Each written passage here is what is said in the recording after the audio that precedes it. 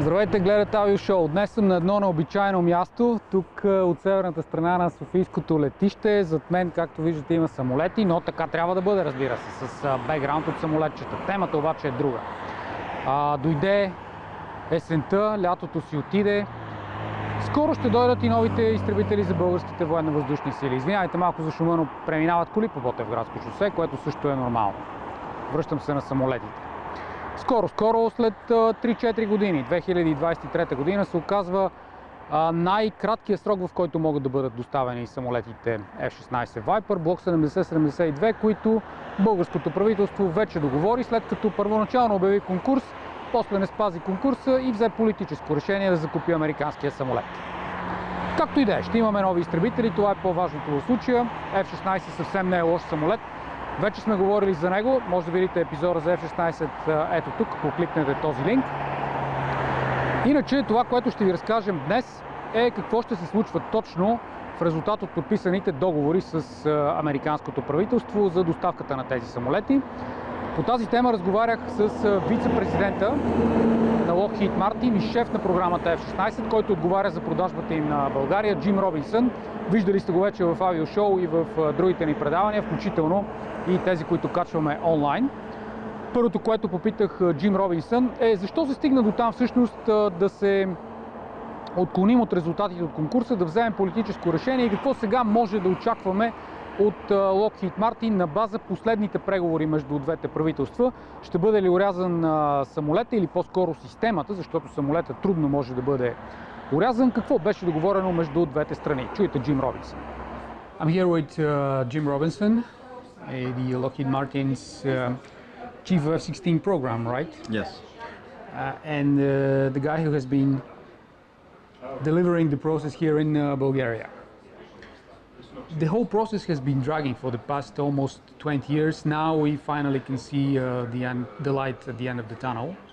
But it's kind of isn't it actually kind of a bittersweet for you, because it started as a competitive process and at the end it's finally a political decision, but still there is a decision. Right.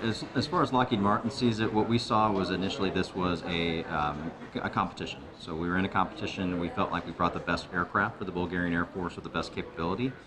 The other things that revolve around the foreign military sales process we normally don't comment on. We're thankful to be partners with the U.S. government in these programs. And we think that Bulgaria selected the best aircraft because we produce it, of course. But I'll leave the politics to the politicians who make those decisions. Absolutely, and they have to bear the responsibility as well. Of course. Now, talking about time frames, you already mentioned during the press conference the actual time frame for delivery of the first aircraft. Can you reiterate a bit more on this? Right now, we expect them? Exactly. We expect that the first aircraft for Bulgaria will be produced in December of 2022. That's when it's actually going to roll off the assembly line, be ready to fly, and our test pilots will take it out and fly it for initially 5 sorties to make sure that aircraft is ready for Bulgaria. That aircraft and the second aircraft produced will then be used to train Bulgarian maintenance personnel, the technicians and engineers, on how to actually sustain and maintain the aircraft. The next 6 aircraft that are produced will be delivered in 2023, built and delivered in 2023. So that means that the initial 2 aircraft will stay in the US for the pilots to train and mechanics to train for approximately 9 to 12 months. Where are going to the Bulgarian pilots be trained? In the US or both US and Bulgaria? We expect the initial pilots to be trained in the US at Tucson Air National Guard Base, where they fly Block 50s and 52s.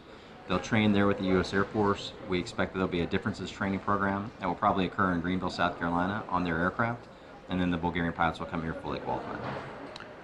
What need to be the initial qualifications of the Bulgarian pilots who are going to train on the F-16? Do they have to have some flight hours already on a fighter jet here in Bulgaria, or can they be like rookie pilots? That will be a U.S. government decision. I think that the U.S. government normally has hours. What they use with the hours to assess is where the pilots are going to go into the training pipeline, whether they're considered an experienced pilot or an inexperienced pilot. So those are really what they're going to use the hours to determine where those pilots go in. But we'd expect that they would have completed pilot training here in Bulgaria and then go on to their F-16 training. Initially, we had to train like 16 pilots, but now the number has been dropped to, I think, 12. I think so. Is that going to be a problem for the program as a whole? I don't think so. I think that with 12 pilots, that's a very normal number that most nations man their aircraft at, about 1.5 pilots per aircraft. Some nations man at 2 pilots per aircraft. The nice thing is that you can grow pilots both in Bulgaria and then probably continue to use the U.S. training pipeline to help train pilots in the future. So this initial 12 aircraft, or initial 12 pilots, I think is a great number. It gives the Bulgarian Air Force the number of pilots they need to operate and fly the aircraft, but I don't think it's going to be a detriment to the program at all. Are there any risks at this point related to the time frame of the delivery time frame of the aircraft regarding the fact that the aircraft hasn't flown yet? Correct. In the new one, the Block 70, that it is going to be built in South Carolina? So we see it as a low-risk program for multiple reasons. One, the F-16 airframe has been in production for a long time. We've improved upon it over time. And the same producers that have produced the components that were built on the last aircraft built in Texas are going to be the same producers of components that are going to build the structure of the aircraft in Greenville, South Carolina. The actual avionics, the radar, the mission computers, the avionics displays to the pilots in the cockpit, those are all in operation now at places like Taiwan and South Korea on F-16V upgrades that are occurring for those aircraft. The upgrade aircraft, yeah. And so those components are going to be the same components that go into the F-16 Block 70. So in my opinion, low risk in the sense that we're taking technologies that we've already proven and improved upon and putting it together in a complete package. And then the other thing that's going to be interesting for timeline is that we're already looking at increasing the production capability of Greenville, South Carolina from 2 aircraft a month all the way up to possibly 4 aircraft a month. And so that will help us either stay on timeline or possibly even get ahead of timeline if necessary. So that's twice as much aircraft per month. Exactly.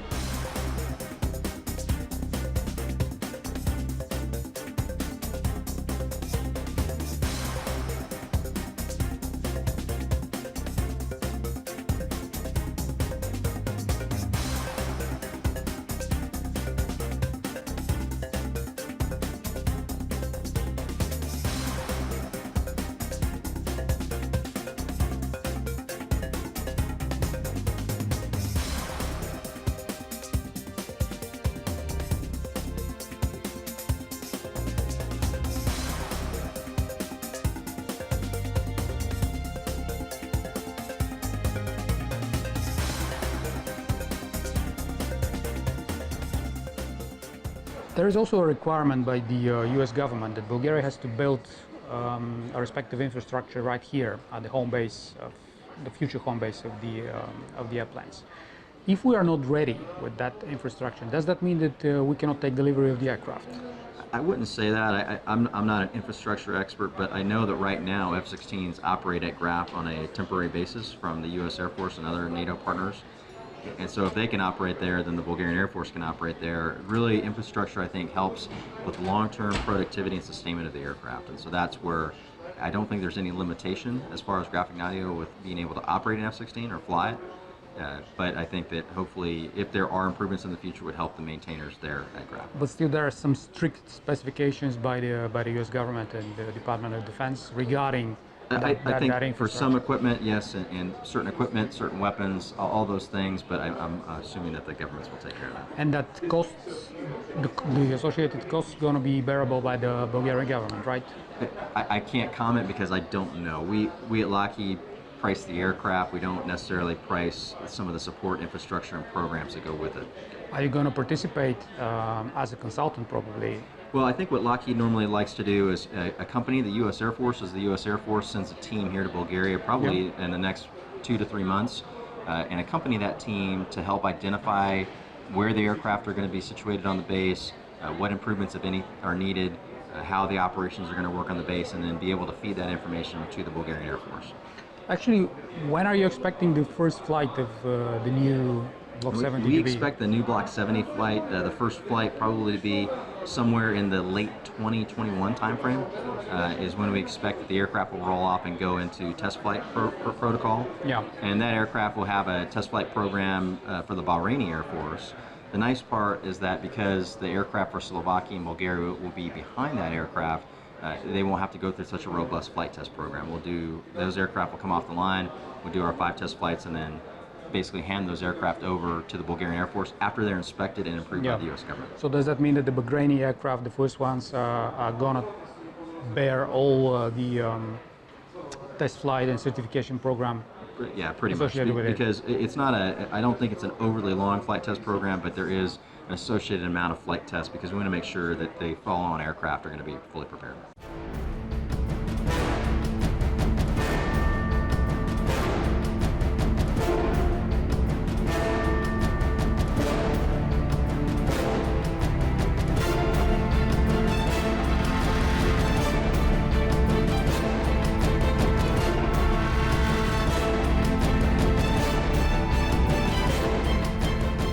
What's actually the delivery procedure related to the aircraft? Acceptance criteria, for example, ferry flights, Exactly. the costs that are associated with that. All in the program.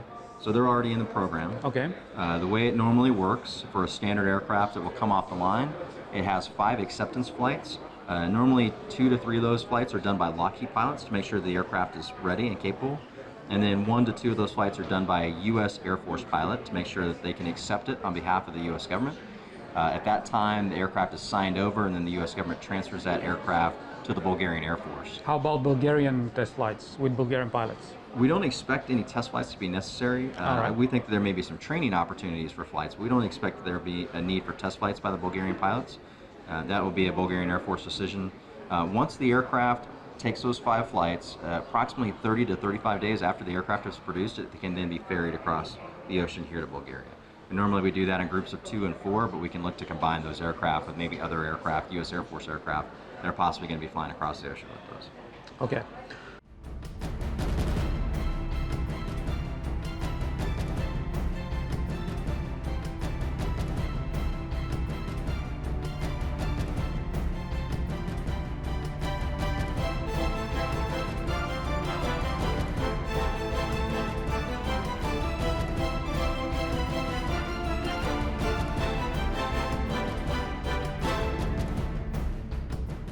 Then, as a result of the so-called negotiations that we had already between the Bulgarian and the US government regarding the whole program and the contracts and the armament of the aircraft, a lot of actually things have been scrapped, both related to weapon systems, some additional services like training that you already mentioned, pilot training and so on.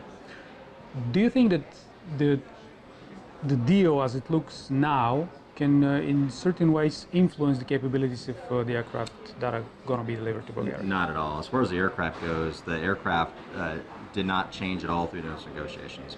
Whether Bulgaria chooses to buy X number of missiles or Y number of missiles, or what kind of bombs they buy, the U.S. government didn't place any limitations on Lockheed Martin and the capability that we could put in the aircraft. So we're going to give the aircraft a full complement of capabilities.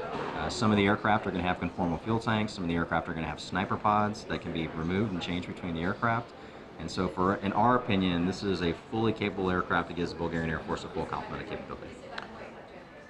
What part or percentage of those armaments and weapons are going to be delivered by Lockheed Martin as well, according to the I would have to look. I really don't know the answer. That's a good question. It's not a very high percentage, it's a very low percentage. We normally are not in the kind of large Mark 82, Mark 84 bombarding market. Yeah. We produce some weapons. I think you see us produce a lot of air-to-ground munitions in the sense of kind of the forward-firing missile types. But I can't say that there's a large portion of Lockheed Martin weapons on this aircraft.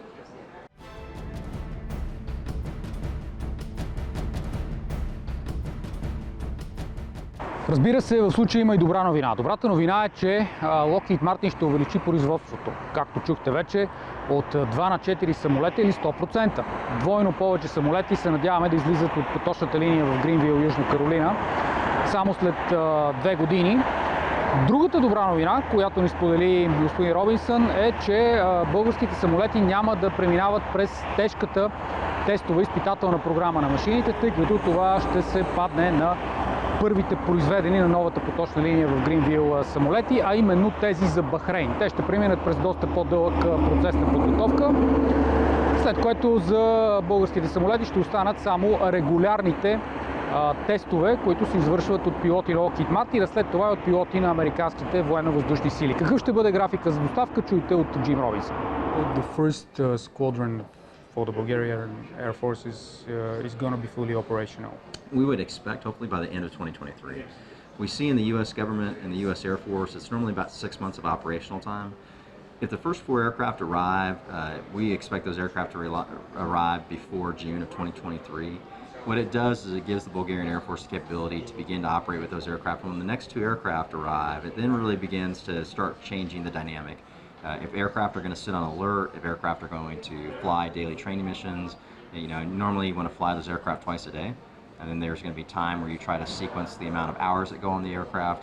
So in my opinion, the Bulgarian Air Force can be operational either by the end of 2023 or early 2024. But that wholly depends on the preparedness of the Bulgarian armed forces. Which we expect will be very high. We expect that when they leave the United States and the aircraft arrive, the aircraft will be ready and the pilots will be ready, as well as the technicians.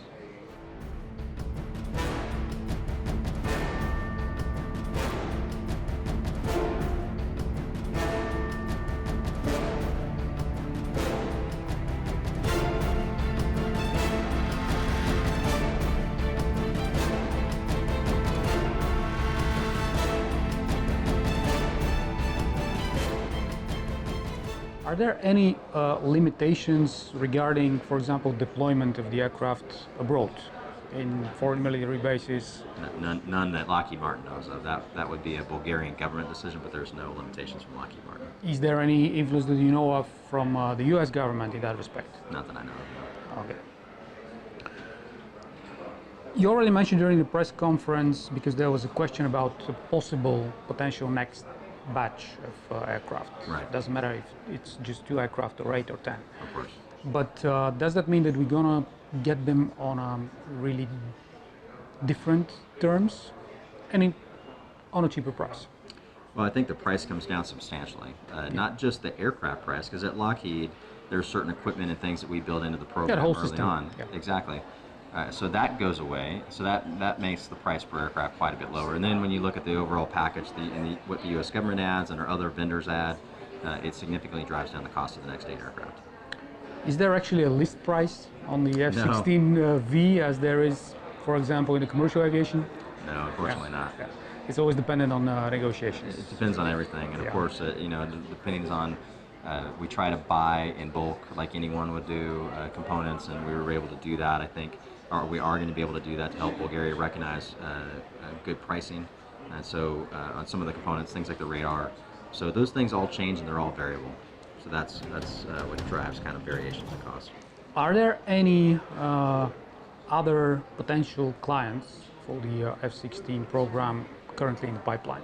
Right now, we expect that the Moroccans expect to buy 25 new aircraft. We hope that they're going to sign that by the end of the year. And then we expect that Taiwan may sign by this fall. And we expect that the Taiwanese are going to buy up to 66 aircraft. So Morocco would be a new partner of Well, the they program? already fly F-16s. All right. As do the Taiwanese Air Force. So as far as brand new partners, we're hopeful. The region is hopefully going to see growth. We would love to see Romania build and expand upon their Air Force. We don't know what Croatia plans to do. That's still something that's to be determined. And so I think that there are other new customers potentially in the pipeline, but lots of opportunity for the F-16 in the future. And of course, at what stage is the negotiation process with India for the upgraded version of the X-16, the so-called F-21? Exactly. So I couldn't comment because I don't know. It has an entire team dedicated to it. All right, but it's an ongoing process. It's an ongoing still process. Continuing.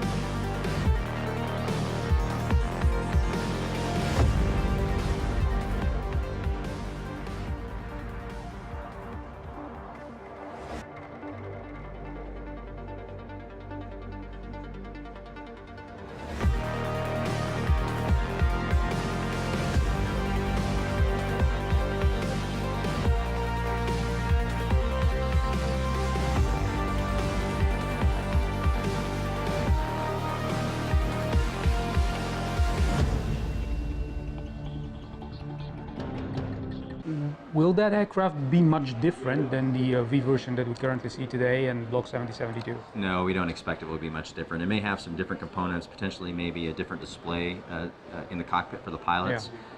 There's some discussion about whether or not we would put a refueling system to come out of one of the conformal fuel tanks to do probe and drove refueling. But other than that, the differences would be minor. And again, relating to Bulgaria, you mentioned the industrial partnership with Avionams in terms of maintenance of the aircraft that we're going to have, but also the possibility and the potential for the Bulgarian company to maintain other aircraft from the region. Exactly. Greece or Romania, for example. Of course. Who's going to make that investment?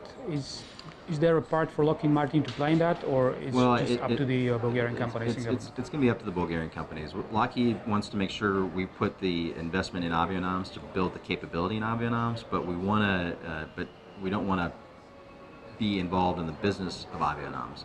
So that will be their decision, working together with partner air forces around the region. What services would that include? It could do anything from landing gear sustainment, hydraulic repairs, electrical repairs, because the equipment that will be state-of-the-art that goes in Avionams. What we're hopeful is that maybe in the near future, the Southern European Air Forces can build a construct similar to what the Northern European Air Forces did. They have what's called EPAF, the European Partner Air Forces. Yeah. And through that program, they've combined to save on training, sustainment, logistics, some of the repair and overhaul capability. And they can divide that between the nations to make sure that every nation has a role in keeping this cost down and sustaining the aircraft. We would love to see a construct like that built here, and we're happy to help maybe work towards those goals. You also mentioned the possibility of starting to develop a UAV program for the Bulgarian Air Forces, right here in Bulgaria. Can you reiterate more on that? Right now it's at the beginning stages of the program, but we want to make sure that we bring in Bulgarian industry, that we have partners here in Bulgaria, including academics and others. And all our goal is to provide Lockheed Martin expertise to help develop this indigenous UAV capability. But do you see the production capabilities and the know-how here in Bulgaria for potentially developing such an aircraft? We think so. I mean, right now, our team that looked at this wouldn't have brought this up as a project if we didn't think Bulgaria was capable of doing it. Would that be more of a franchise and redeveloping a product that is already existing, or would it be just an indigenous aircraft? It could be a franchise. I mean, the UAV market has a lot of different types of UAVs that are available. Everything from a backpack UAV, of course, to a large global hawk type of UAV. So we have to see really what Bulgaria sees as the goals here and the needs here in Bulgaria. Hopefully, design an aircraft that answers those, and then try to see what the market is both regionally and globally for that aircraft once it's developed. Final question, unrelated to everything else, but will we see an F-16, or for that matter, other Lockheed Martin built aircraft in the new Top Gun movie? I don't know. I don't know. I think it's going to be a Boeing product movie, but I'll hope. I'll keep my fingers crossed. Okay, great. Thank you very much. Thank you very much.